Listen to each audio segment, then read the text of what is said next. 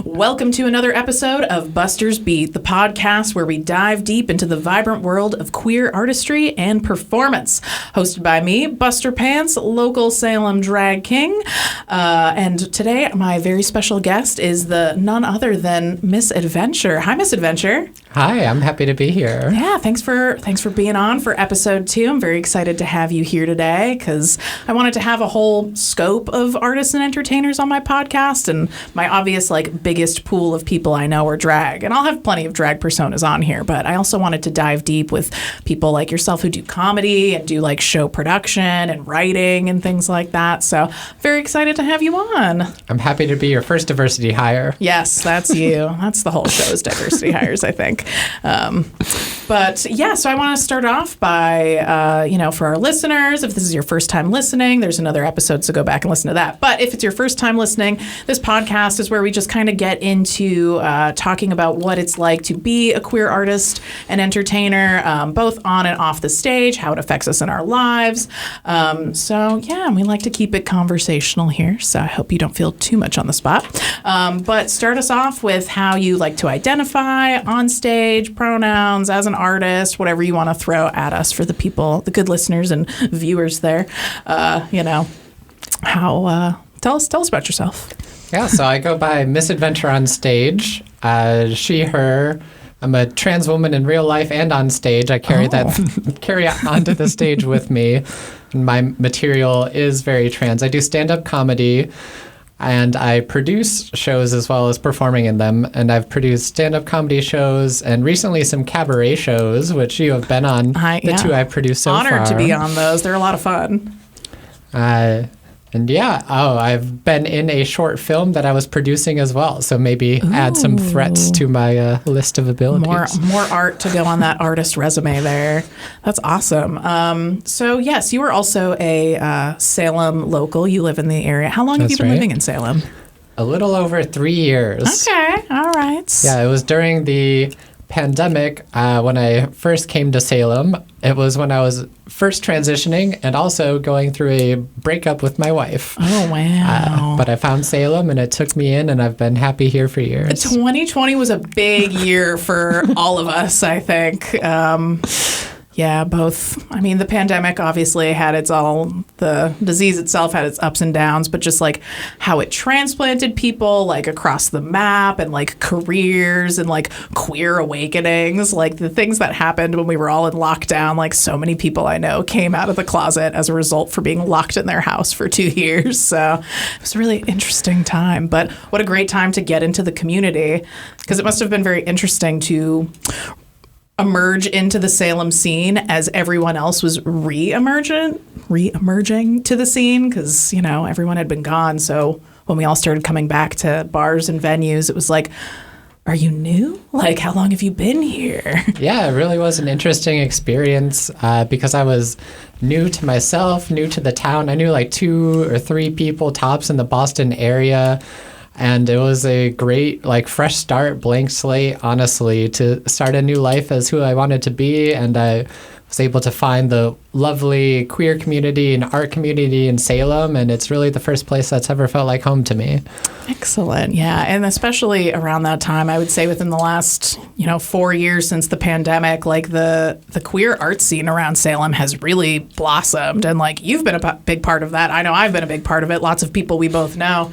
It's just been a really exciting time to be in Salem, especially as a queer artist and entertainer. 10 years ago when I moved to Salem, there wasn't a lot of that going on. There were just these little pockets, and now I feel like we've taken over the whole town.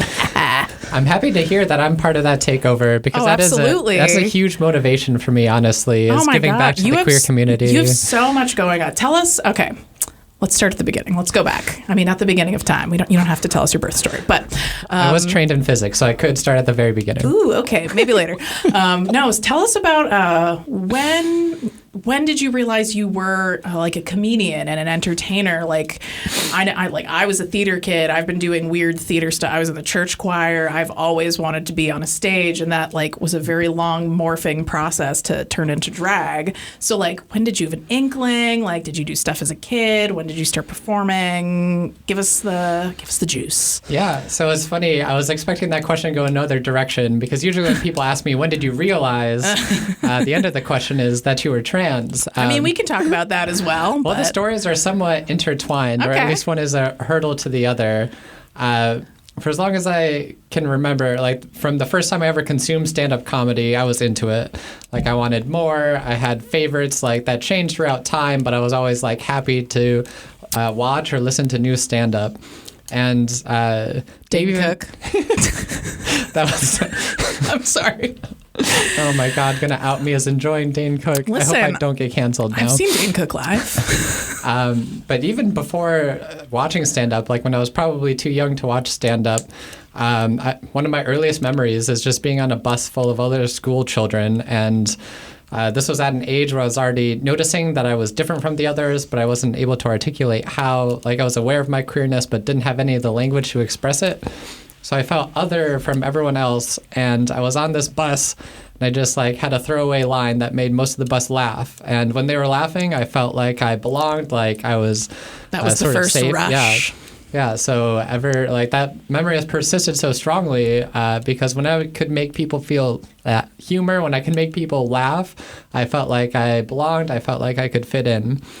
And so when I would find stand-up and enjoy stand-up and see how many people a comedian would make laugh, I was like, okay, that would be a role I would love. Mm-hmm. I could get, hundreds or thousands of people to laugh at my material, and then I would like belong with them. I would be safe in this community, in this audience of people. But over the 31 years of my pre-transition life, whenever I sat down to try to write, like, okay, let me have some material to tell jokes on stage, like nothing would really come out. Or whatever I wrote down, I would like reread it and be like, this isn't really anything. And so I just sat in that state for a long time until I started transitioning. And one of the things that happened early on in my transition, I'm trying to place it time-wise, maybe like the first few months into my transition, mm-hmm. I went into a bathroom and I walked up to a toilet and I only had to pee. And I was like, should I sit or stand? And I was like, this is a ridiculous question to ask myself. I have the capability to stand. It's quicker. But I'm like, from a gender perspective, if I'm living as a woman now, does this mean I should sit? And just this question, like I laughed at my own thoughts. I'm like, this is absurd. And in that moment, I realized that, like, okay, if this is funny to me, I think it'd be funny to other people. And that was the core of the first ever bit I did. Was I call it the bathroom debate, and it has a different framing, but it made me realize that, like, when I transitioned, I didn't suddenly download all the rules on how to be trans or how to be a woman. You didn't get the manual? Yeah. So I started out with knowledge that like a classically trained cis man would have, which is like knowing nothing and all these weird things I encounter. If I'm able to step back from however they feel personally, I can find a funny way to present them to an audience. Yeah. And I hope that resonates with cis people, because I'm like, I had to encounter it with the knowledge of a cis person for the first time. Like now I have trans knowledge because I've encountered it so much. Yeah. So I hope it resonates both with cis and trans people. But trans is really what unlocked the comedy in me, though the desire was much longer lived. I think a lot of cis people forget when people are transitioning or have transitioned or are non-binary, like they forget, like there's a starting point to that. So it's just like, you could never understand this experience. It's like, I could actually understand better than you would ever assume. Like, what do you mean I wouldn't understand how that works? I know, trying so hard to figure out the manual, rules. Though. I got my little binder in the mail. Yeah. Double entendre. Yeah. How nice. Of course. I always, very recently when we did our documentary here at Peabody TV, let me plug the documentary here. If you haven't watched it, go on there. The Drag Kings, Queens, and Things of Salem. Great documentary. But I sent it to my mom, who, like, I've been out to for a very long time, and I was a very queer child. But she watched it, and she was like, I have questions. I was like, okay. And like, she wasn't mad or anything. She goes, you're well, first of all, she was like, what music do you listen to? Like, you said I let you listen to music? And I was like, it's a compliment that you let me form my own opinions. But then her second question was, you're non-binary? ? And I was like, yeah, no, I've always been this way. Like, remember all these ways I behaved as a child? I just didn't have a word for it then. She was like, but are you? I was like, nothing has changed. Like, we are good. I've been like this the whole time. But I like to rib her a little bit and say, like, she's the one who made me this way. I mean, in the literal sense that she cooked me up in her womb. But I'm the youngest of 3, and I have an older brother and an older sister. And when I was little, I just remember thinking, like, what did you want me to be? Because I knew I wasn't, purely the daughter she thought I was. But she was like, oh, it didn't matter to me either way. Like, you were going to be the spare either way. So, like, we just picked a name for either gender and, like, didn't check in. And, like, if we were going to have hand-me-downs either way. So, like, anything you got that was new, we just got in, like, gender-neutral colors. So a lot of my, like, childhood things were green because that was a gender-neutral color. And, like, I don't think she realized how much that resonated with me, where I was like, oh, I do just kind of fall in the middle. And you unintentionally willed that on me in the womb of being like, it doesn't matter. So she truly got one of each, a boy, a girl, and a non-binary. All 3 genders. All 3 genders. You did it, Mom. She's going to watch this and be like, what are you talking about? It's nice that you had extra kidneys for the family, too. Yeah, I did. And the thing is, I have, like, the universal donor blood type, so I really would have to be the one. But you know what? I like my siblings, so if they needed a kidney, negative, I'd give them a kidney. Yeah, that's me. The Red Cross always calling me, and I'm just like, I'm sorry, I got another tattoo, and I sleep with all kinds of people you're upset about. I'm not sure if this is coincidence or not, but the Red Cross has stopped calling since I transitioned. Yeah. For that sweet O negative blood. Are you also O negative? Yeah. Oh, well, that's good to know, because I feel like we got to look out for each other, because I think we can only get O negative blood. That's right.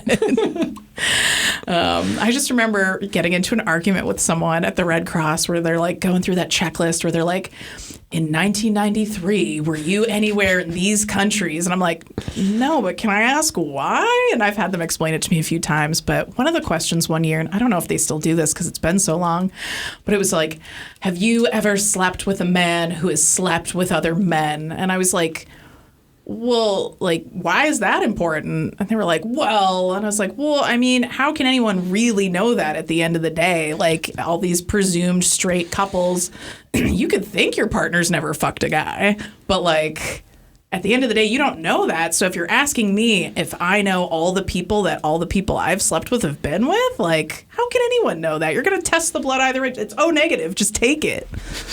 It's O negative. Just take it. That's a new pickup line. Yeah, that's what it says on my dating profiles. I don't have dating profiles. You can't find me out there. Is that what a top would say? O negative, they're always giving? Yeah. A top in this economy? Rare. Capitalism burnout is real. Not enough tops in this society. All right, so circling back to... when was the first time you, like, officially performed as, like, a comedian? Like, what was that for? Was it, like, an open mic? Was it here? Was it somewhere else? Like, tell me about that first time, because you told me about the first time you made people laugh and realized you were an entertainer. But that first time you were on stage, like, with a microphone, like, getting that performer high. Like, tell me about that. What was that like? Yeah, I actually had a trial run before my first open mic. Mm-hmm. I had a dinner party where I invited like 10 friends over and was like, I'll feed you dinner in exchange for letting me try stand-up on you. You had an actual trial run. I thought you were just going to say, like, I was at a party and told these jokes. No, you invited people. That's amazing. Yeah. So, like, this is going to be, like, very... personal things about my body, and I want to make sure you laugh. Like, I want your honest feedback. If it's not going to fly at an open mic, please tell me so I don't embarrass myself. Yeah. But they let me go to an open mic. You know, I went up to them individually after the party and was like, but was it good though?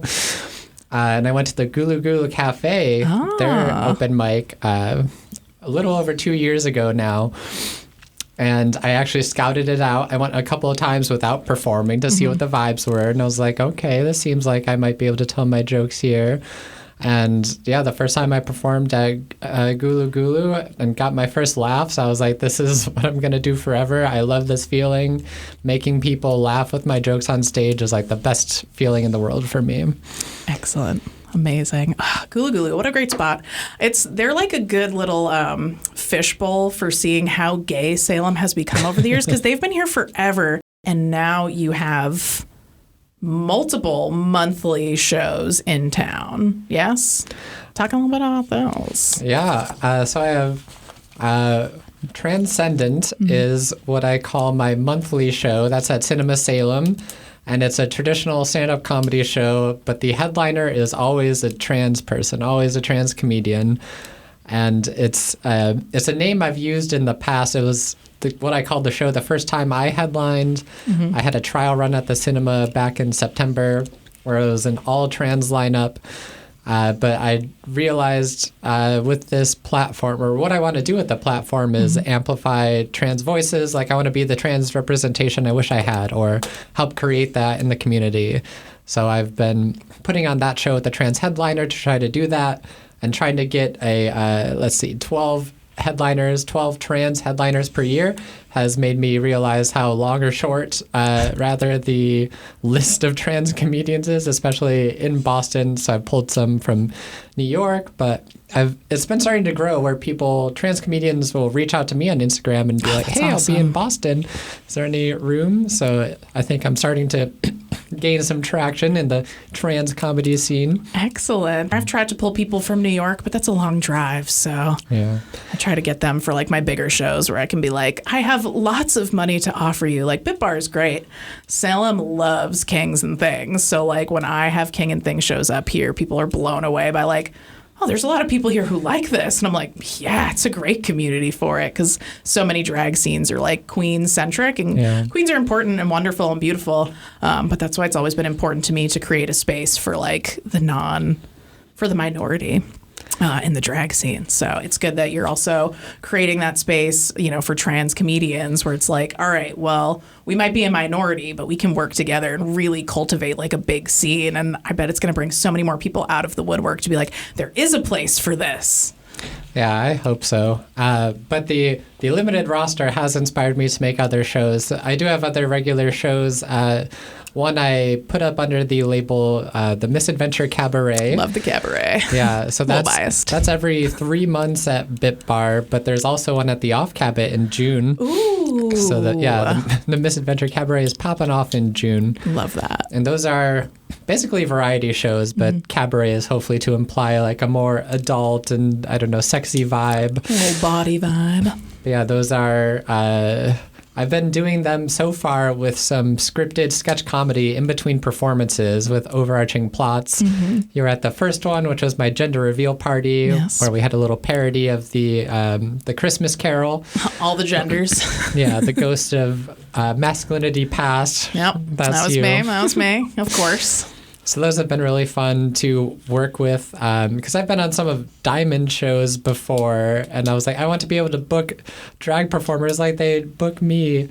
So I wanted a variety show. Yeah, and it was really good, or really great, having Siren at the last one, playing the Virgin Mary and adding like a nice like burlesque element, adding a little spice.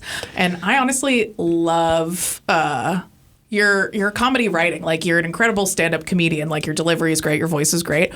But whenever you like bring us those scripts, and I'm just like, this is great. Like, this is so good. Like, we need to get you in a writer's room on something. Like, I think you can contribute a lot to that as well. You paying attention, SNL? You hear that, SNL? You hear that, Internet? I'm happy to hear that. Get her in a writer's room, because she's fucking funny. We're still figuring out. We're swearing on the show, everyone. I didn't swear enough on the last show, and I was really excited that I could. We got a quota to hit. We should get a swear jar. Yeah, actually, the writer's room is one of the reasons the cabaret is every 3 months instead of every month. Because Bit Bar certainly would have let me put it on monthly. Oh, that'd be but I was so like, stressful. I'm not in a place where I can generate the scripts. Even though I pull everybody in, all the performers, to like help generate ideas. Carly also is a huge part of the writing and ideation. but we are not yet in the pace to do more than every 3 months. But I love it as a differentiating factor to have the sketch comedy in there, and it also keeps people there for the duration of the show. And it's just been so much fun to put those on. Well, and that's another something I really appreciate about the cabarets, and like even though you have a game show coming up. Is that tomorrow? It'll be too late for the listeners, but you can go check out because I bet it's going to be really awesome. It's going to be monthly, we hope. So it's Sex Ed Trivia. Oh, that's going to be a monthly show? Yeah, Carly and I are putting it on together, and the next few months have natural themes, I would say. So April is STI Awareness Month. All right. So tomorrow there will be, the theme of the trivia is STI awareness, sex health, things like that. Nice. May is Masturbation Month. Ooh, so that's gonna my birthday month. Likewise. But you're a Taurus. I'm a Gemini, so we can butt heads later, I guess. I guess. I'm a Gemini moon. June, obviously, Pride, probably queer, something sex gay. ed. Yeah. You know. But yeah, that's an exciting July, opportunity. Independence Day. Yeah, that idea do came politics. Ooh, like a political one, like different laws surrounding. I don't know. I'm not the ideas guy. Carly wants to do a sex workers one. That would be good. Ooh, yes. That could be a nice place for the legal ones. But yeah, that idea came from her. And she talked to so many health providers and educators who, whenever she tells them that we're putting on sex ed trivia, they're like, oh my God, perfect. Like, we need more sex education in the world. Like, please. Yeah, so a way that adults can go, and it's not just like Googling, I want to know more about sex ed, like in an unnatural way. It's like, nah, go to a bar, hang out. Yeah. Play a silly you game. can Google it all you want. That doesn't mean you're going to get the answers you should be getting. So it's probably better to just put it in people's faces. Yeah, we have like sources for our questions, and we consult like HealthQ and Beverly. So we're going to provide you accurate information to our best ability. Well, and it's also great because, like, even, myself, I grew up in Somerville, and they have, like, a pretty decent sex ed program. Like, they come into the classrooms young and do, like, little mini sessions when you're in, like, the 4th, 5th, 6th grade. You get a little bit more into, like, the nitty-gritty in the 7th and 8th grade. And then by the time you're in high school, you have to take things like health and whatever. And, they very much did not want everyone getting pregnant and giving each other STDs because it's hundreds and hundreds of kids at that high school. So it was pretty comprehensive, but that was still the early 2000s. So, like, the information that hopefully they're still giving to people now is staying up to date. It's just stuff that, like, we wouldn't have even talked about then. Like, we got comprehensive healthcare, and we had, like, a gay straight alliance, but I don't think they went into, like, the details of, like, queer sex health and things like that. So it's good to get all the updated details for someone who may not have had a sex health class in a few decades. And it's almost made me realize that my stand-up is somewhat sex education from a trans perspective. Like, hello, audience, you're going to learn a lot of things about trans bodies. You're going to learn a lot trans sex and lives. Edutainment, is that the word for it? Edutainment, yes. Maybe this is a pitch to performers with weird acts out there. If you're queer and have a weird talent, oh my God, yes. Go to my Instagram page, go to my website. There's a form you can submit to apply to be on the Misadventure-Cabaret. What really made me want to lead into the cabaret aspect is I went on vacation over the New Year, and I went to a couple of circuses and a couple of cabaret shows, and I saw like jugglers. I was glued to your Instagram story. It looked like so much fun. I saw jugglers blowing my mind. I saw someone dance with like a bellhop luggage cart. Oh my God. I saw like operatic singing from someone only wearing a thong, but their testicles were exposed. Oh, and I'm like, all right. Give me whatever weird shit you can do. Like, I want you to have an audience. Like, I view my role as the producer is to give my favorite performers or performers I enjoy like a good audience. Mm-hmm. Like, I hope that I have a brand and build some rapport with whatever people around Salem to be like, okay, Misadventure like has this taste. Like, I know what vibe to expect. I know what kind of energy, so that they see whatever person on the lineup and they're like, yeah, I'll check out what they do. I'll check out their comedy. I'll check out their burlesque. I'll watch this person juggle in a queer way. I've got some queer jugglers to send your way. I told someone recently who does like puppets and stuff, like a drag puppet act that I think would be really good for your cabaret. So I'm definitely out there shouting out your name. I'm like, oh, you do something extra weird? You should hit up Misadventure for their comedy cabaret. Yeah, that was one of the other barriers to the 3-month versus 1 month regularity of the show. It's like, I know I could probably use the same 4 or 5 people every month, but then we'd all get really burnt out. We'd all get sick of each other. So I want to find more, like, let me have a pool of people to draw from who are like, okay, like, yeah, I'll do a sketch and then do my act. Like, if I know that I have more than, like, 7 people, I'm like, okay, I can think about what it would look like to move that to a monthly endeavor. Yeah. It's always nice to, when you shout into the void, to, like, get people's interest, and then the void shouts back. Like, I remember when I first was trying to come up with the King and Thing fling as a show, because I had Buster's Bodacious Bash, which is, you know, me and then 2 other performers. Because I think shows that have like 15 to 20 to 30 people are really great in like creating a sense of community, but I also want to make sure that like the people I'm hiring are getting paid. So that's like kind of the show where I'm just like, all right, I want 1 or 2 guests doing 2 or 3 numbers so they can really invest time into like, you know, bringing their looks or their craziest numbers and then like making it worth their while.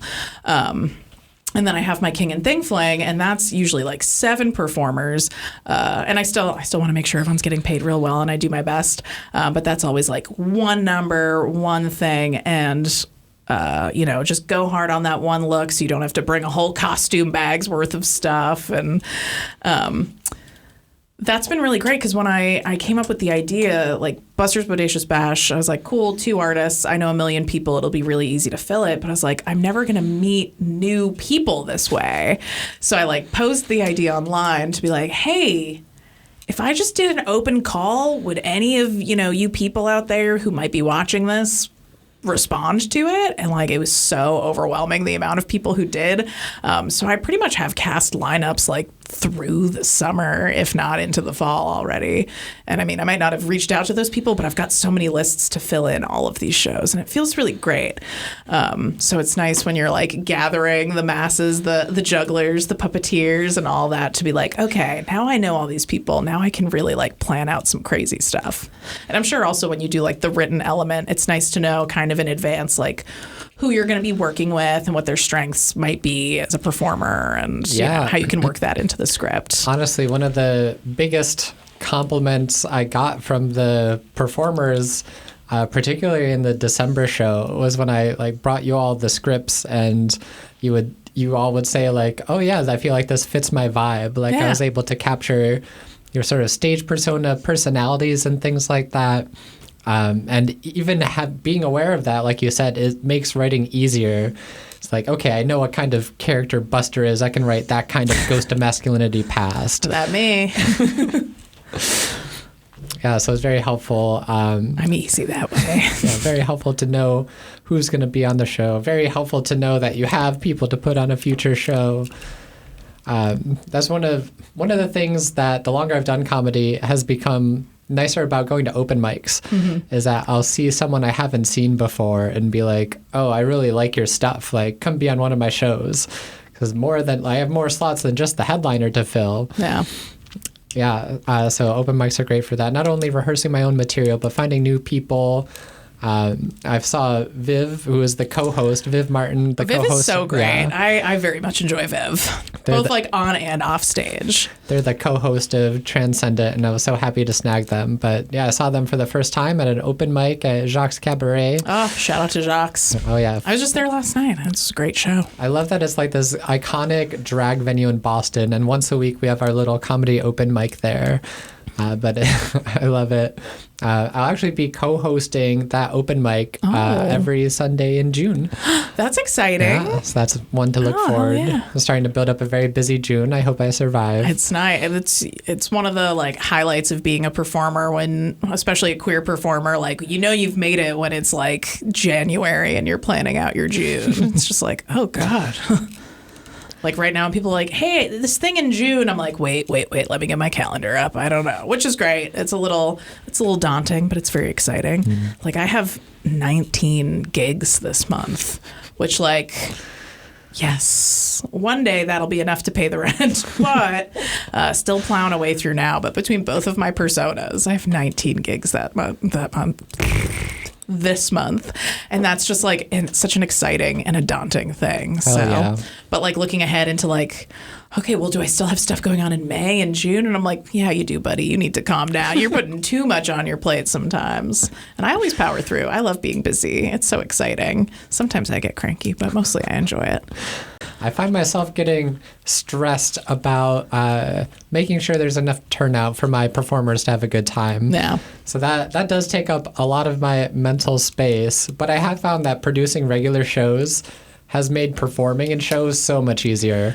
You mean I just get to like show up here? I don't have to I can share the posts you made, but I don't have to come up with the copy for it. Isn't it nice? I just do my 10 and go. That's my favorite. Don't have to worry about tickets. Yeah, it's been so nice. Like the shows I just perform in now are so much more relaxed. Yeah. I feel like I'm able to bring a better being self a guest. to them. I love just being a guest. I mean, I love performing and, producing my own shows and also performing in them.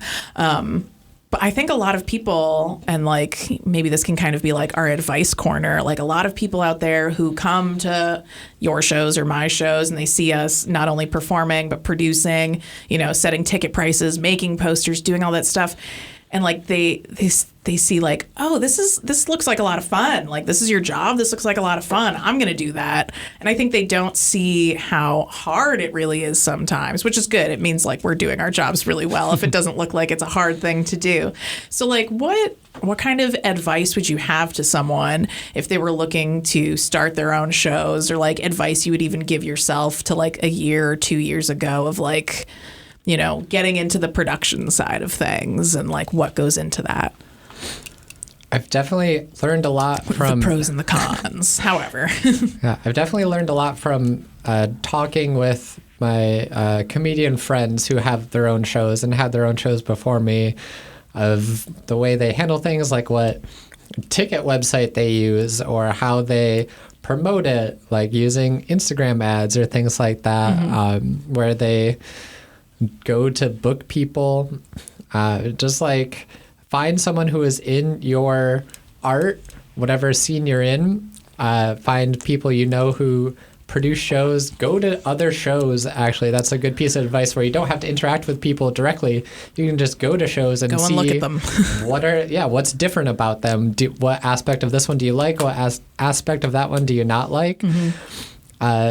Because I don't want to say anyone can put on a show, but anyone can like promise a group of people money to show up to a spot, and like they'll give you performances, and they might be good performances, but that's not necessarily enough to carry you forward. This is actually, maybe would count as advice. Something I've noticed from going to several comedy friends' shows is that the first show usually is very well attended. You get so many people coming out to support your new endeavor, and then you go to the second show and it's like, where'd everybody go? Yeah. And when you try to have a continuously running, like a regular periodic thing, it just becomes another option in a sea of options. And it is nice to have so much art around, but for your show to stand out, it needs to have some characteristics. You have to add something about yourself to it, some kind of attention grabbing. A hook. Yeah, a hook. It needs a hook. What makes it special? What makes it you? Yeah.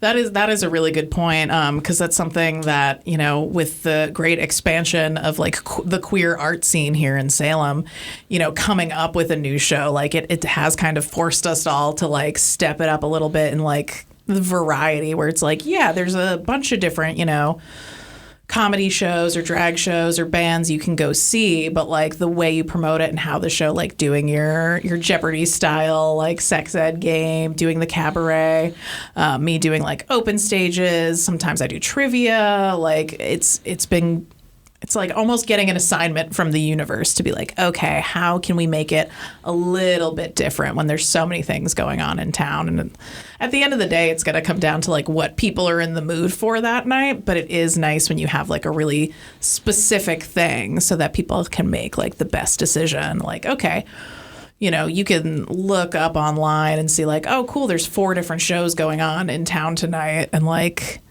but this one is going to be like a dance party, and this one's going to be comedy, and this one's going to be a cabaret. And like people can gauge better instead of being like, oh, it's just like a queer show. Like it's nice that we've all kind of like buckled down into nice little specific things. So yeah, and that's even makes people want to go out every night of the week, baby. We hope in this economy. Well, I mean, I feel like we keep our prices really reasonable, and it does sort of stretch both. Well, I guess advertising is a subset of producing, but like promotion. Oh, for sure. Not only do you have to have the idea of like what separates it, you have to convey that idea to people. Yeah. Like it's different this way. Like it's a cabaret. I hope you think of what I think when I think cabaret. Like, are you getting the same vibes I'm trying to send? Do you know what I'm saying? Does the poster tell you? Yeah, Does I was going to say the next step of that is like then the anxiety of making a poster where it's like you could just have like a document with a list of what's going on, but it's like, you got to have a zazzy background and some graphics on there and a cool font and like, not demeaning that I make like a lot of my own posters, but it was such like a weird thing to tackle because like it's a lot of anxiety. You're like, I'm going to print this out and put it around town or like put it on Instagram and post it every day. I want it to look cool. I want people to know the vibe of the show. Yeah, it's certainly an art form. I've been very lucky. So Viv makes the posters for Transcendent. I've been doing them for the cabaret. Excellent. But dividing the labor is also, that's some good advice. Divide labor. If you can delegate. Get a co-host. Yeah. A co-host, Don't be afraid to delegate. It's a very common pattern for a reason. There is so much to do to put on a show. So the more you can be like, you cover that aspect, I'll cover this aspect. And you can both bug your friends and networks to come to the show. Yeah. Yeah. Circling back to another point you made where you said like the first show is always the best attended. I always think of that as such like a bittersweet thing when you become like more successful or working more as in entertainment, where like if it's, I see it so many times too now that I have like an open show and it's like a lot of newer performers or people making their debut and they got like crowds of like 20, 30 friends coming because it's their first time performing, and I just get like this like nostalgic pang because like I perform so much now. Like my friends still come to my shows, but I have so many shows, not all 20 people. I know more than 20 people, but all the 10 people who like identify as my friends, like they all have lives. They can't come to my show every night of the week if I have a show every night of the week. So I'm like, enjoy that now because when you take off, you're not going to see them as much. Yeah, but it's nice because it means I'm busy, making new friends. Yeah, I've had partners like tell me regretfully, like, I wish I could come to that show, or like, I'm sorry I missed so many of your shows. Mm-hmm. I'm like, I am the only one I expect to be at every one of my shows. Yeah. Like, please don't even try to come to all of my shows. I will tell you which ones are like especially meaningful. Mm-hmm. I'll never be unhappy if you come to one of my shows, but don't think like, oh, if I want to get closer to you as a person, I need all your shows. I'm like, no, that's absurd. It's like, impossible. I can hardly get myself there. Like, please don't. Like, I'm getting paid to be there, so I'm supposed to be there for all of them. You're paying me to be there, so that's on you. That's on your schedule and on your budget. Yeah, absolutely. My friends do come to my important shows, and I love them all very much. So, and I know they're all watching and listening. On the record, I love my friends. I love my friends. Period.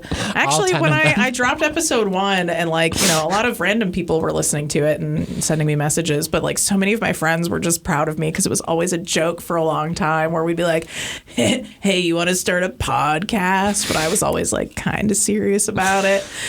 So it's nice. And I've been, my first guest was Dick, and now I have you. So I'm going to have a lot of friends on this podcast, but I hope to get some strangers as well when I get less awkward at talking to people on the mic. I do think a voice for a podcast is better than like a face for radio. Yeah. It's not backhanded. Yeah, I guess that's true. I should count my blessings. No one said that. But I mean, we're being recorded, so, Yeah, these days you do need both a voice and a face for podcasting. Well, that's so when I did my first episode with Dick, they were like, do we need to be in drag for this? And I was like, no, I'm not. Like, if you want to, you can, but like, I'm not going to, so don't feel like you need to. And they still showed up, like, not in drag, but just in like the coolest outfit. And like, I was in my hoodie and overalls, and like my hair was all flat from the shower. And I was like, I didn't even, like, I knew I was being recorded, but I just didn't think about it. And like, I don't think I looked bad in the first episode, but it's like, okay, maybe this time, like, put some hair product in, like, wear my Buster Pants vest, especially when you were like, okay, so I'm going to wear a brand new corset for this. And I was just like, all right, cool. So I'll make sure I look good too. So thank you for, holding me accountable to look good for my podcast in addition to sounding as best as I can. Happy to help raise the bar. And I mean, you look great. I don't know, can the cameras, we got sparkle pasties. Yeah, give us a little. Yeah. This is how I perform too. So it helps me get into character and feel brave on stage. Yeah. Is that like Misadventure is just always in a little saucy number?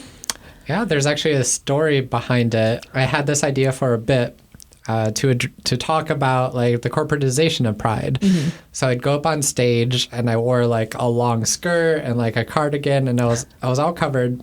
And I would start out by saying, like, I'd like to present to you, like, Coca-Cola, Apple, Disney would like to present to you a family-friendly, like, safe for work trans comedy experience. Uh-oh. And then I took off all the clothes and was dressed in, underwear and a corset underneath, and just, like, got into my, like, very explicit, very, like, body and sex-focused comedy to point out, like, the difference between oftentimes what pride can get presented as, and then like what queer people actually live through. Yeah. Like, it's not necessarily clean and family friendly. Like, we do have bodies, we have sex lives, we struggle to exist in this world. And hopefully by taking off my clothes, I was able to get that point across. But while I was doing that joke, I noticed that like performing in the corset and underwear, I felt so comfortable, like so much more confident and like on than I did when I would perform. Like, I used to perform in dresses and like I felt cute and everything, but when I'm in the corset and underwear, I feel powerful. That's when Misadventure really comes out. So when it came to July, I was like, I'm gonna stop justifying it with the joke, and I'm just gonna show up on stage in the corset and underwear, and people were just like, yeah, I guess. And this has been the outfit ever since. I personally think it's a great decision. Thank you. If you want my opinion on it, I think it's a great look. It's somewhat political too, to put my body on display like this, because my material is so focused on the trans experience. I'm like, here's a trans body, like this is part of the art. Consume Deal with this. It. Yeah. I describe what I cover mostly as taboo. Some of it is like sexual in nature, but some of it is just about my body, like in terms of myself and my interactions with it. Yeah. But that is a taboo subject, even if you are cis. And so I hope that, like, one of the ways I like to describe my comedy is wholesome taboo. Like, we're going to talk about things you're not allowed to talk about, and I'm going to use words that you're, like, not allowed to use at work. Ooh. But it is in a positive way. Like, I'm not punching down at anyone. I'm not even, like, self-deprecating. No. I'm just broaching topics that are, like, uncomfortable and make people clench a little bit because they're not sure where your punchline's going. It is funny you say that. I have a joke that's about buttholes, and some people do get a little riled up about that during it. But afterwards, some of my favorite fan interactions have been people who come up to me after the show. They've never met me, like I've never met them before, and they just start talking to me about their own butthole or their own butthole story. And I'm like, almost everyone's got a butthole, you know? They get 3 or 4 sentences into it, and then they have this moment of realization, like, I'm talking to a stranger about my butthole. Oh, no. I'm like, no, this is good. This is what I want to create.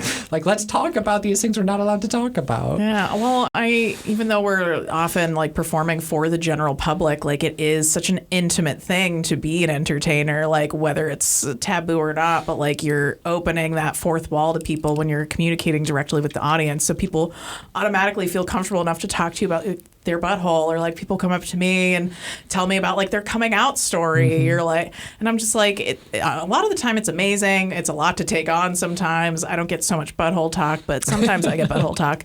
But it's really interesting, like the immediate intimacy you can gain with people with like the right joke or the right number, and it's a blessing. Sometimes it's a curse, but mostly it's a blessing to be able to interact with people like that on such a larger scale.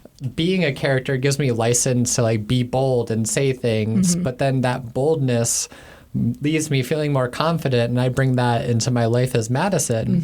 And then as I get more confident in my life, I'm like, well, I can take bigger risks on stage, try new stuff on stage. Just a positive cycle of improvement. It grows, yeah. and like my material is inwardly focused. So I'm like, well, this happened to Madison, but how does Misadventure react to it? So there's a lot of crossover. Like the first few hours after a show, I'm still like kind of Misadventure. I'm still in the zone. Oh, yeah. The way I interact with people, like, okay, I'm a much more like sexual being right after a show.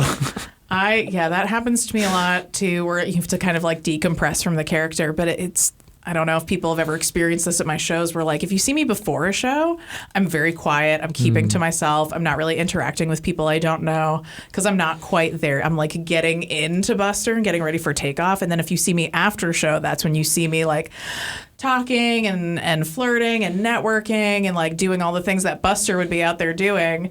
Because like at the end of the day, like LJ is not shy, but just very introverted. And Buster is like my most extroverted self. And like sometimes I see people out in the world and they have that expectation where I'm just like, I'm not Buster right now. Let me see if I can call him up. Learning to channeling the character, like that's a huge part of growing as a performer. And I think what snaps me into Misadventure is when I get the first laugh on stage. Like up until that point, and Madison is still around. In the room with us right now. Yeah, exactly. Yeah, we've been laughing. I'm in the corset. She's here. She's here. Yeah, but it gets stage fright. Like I'm still partly Madison until that first laugh, and then it's like, okay, I know what to do now. Misadventure is fully here. I feel like I would get stage fright if I did stand-up comedy. Like that's one of the few like entertainment things I don't dabble in because I'm just like I love watching it, and I love being around it and being in like the cabarets and stuff. So I can be comedy adjacent and like I can host the hell out of a show, but having to like craft a joke and like in hopes that I'm getting a specific reaction, which is laughter. I'm like, I just say things and sometimes people cringe and sometimes they laugh, sometimes they cry. It's funny you say that because I get that reaction pretty regularly from other performers, like musicians and burlesque performers. I think comedy's probably the hardest I feel on-stage like thing to do. Everybody says that about different art forms. Like a musician will tell me, I could never imagine myself doing comedy. I was like, I can't imagine playing an instrument in front of people or like playing an instrument and singing. I was going to say, I can't play an instrument at all. So. Or like adding dancing. Like I'm taking heels class to help myself feel more comfortable on stage, like moving around. But I'm like, to present this to people? But then the people who are like terrific dancers, like Siren of the Circle will be like... questioning like, wow, comedy, that's so impressive. But I'm like, but you're so impressive. So I think we have this view of like, well, what I do is like natural, like easier to what me. What feels right to you, Seems much less intimidating than my other options. And we've all sort of fallen into that place. You're right. Any final remarks? You can, if you want to plug like your Instagram or anything, do keep in mind this show isn't going to be out until the second Thursday of May. So if you give us dates anytime before then, it'll be lost on the world. But anything you have going on later in the summer or just like constantly going on? Yeah, so I'll start with my Instagram, which is Misadventure Comedy. And I'll use my go-to joke. There's no I in Misadventure, but you could be. So it's just MS Adventure Comedy. Yeah, I know. So great, right? I like it. But that has links to several other things like my websites and the show-specific Instagrams for like Transcendence and the Misadventure Cabaret. The next... Transcendent that will be after this recording is the third. They're always on the third Friday of the month. I believe that's May 17, but I could be wrong. So whatever the third Friday is. Same in June. That one I know is the 21st. All right. The next Misadventure Cabarets are June 8th, which is a Saturday. That's at Bit Bar. And June 23rd, which is a Sunday at Off Cabot. And then on Tuesday the 25th, Diamond and I are going to put on a show at Gulu Gulu Cafe. Ooh. It has a working title, but, well, we're calling it Queer Clown Car. I don't know if that's official yet, but we're going to shove a bunch of queer performers into this space and see what happens. I love it. That sounds so great. Well, thank you so much again for coming on the show and being a guest and having a great conversation. And hopefully you had some fun and... It was a You good look time. great, and we appreciate that. Made me step it up today, get my vest on. Yeah, it was a blast to be here. Your producer says I'm invited back sometime, so I will show up. Randall's in charge, baby. Randall here at Peabody TV. I try to plug because I do appreciate. I love being able to use this space and having Randall do all the hard technical stuff for me because I can just show up and talk and have great conversations with my friends. So and that's on record. Shout out to Randall, who's right behind me. But shout out and to you. Thank you once again, and to all the listeners out there. Thank you so much for listening to another episode of Buster's Beat. Join us again for our next episode. I won't spoil who the guest is, but we've got another fabulous queer entertainer coming your way. So remember, every second Thursday of the month, and we will catch you next time. Bye.